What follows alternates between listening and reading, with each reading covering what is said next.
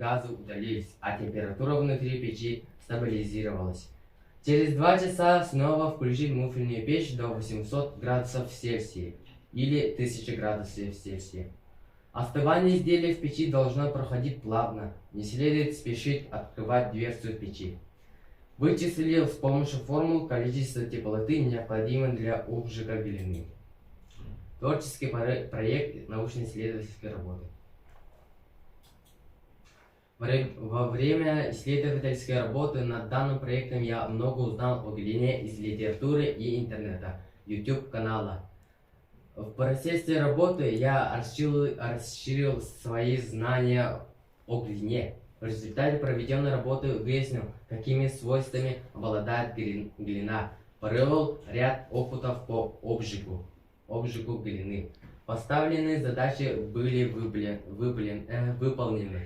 Наблюдая за свойствами глины, выяснилось, что изделия из обожженной глины долго послужат для различных целей, будь то посуда или просто украшение. При обжиге нужно обязательно соблюдать проверенные технологии, иначе изделие станет непригодным и не будет иметь эстетический вид.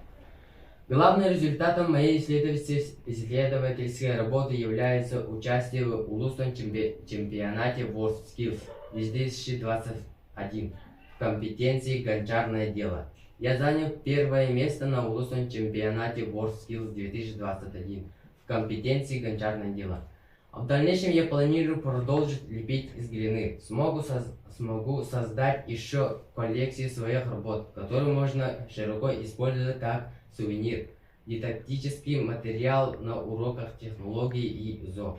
Буду участвовать в различных конкурсах и выставках, совершенствовать свое мастерство, и еще можно провести мастер-классы среди своих одноклассников. Приобретенный опыт мне пригодится в этом. Любое изделие из глины я смогу сделать сам. Все это стало главным результатом моего исследования. Вот мои изделия. Это после обжига, а это еще не до обжига. Вот они. Такая. Вот до обжига, а это после обжига.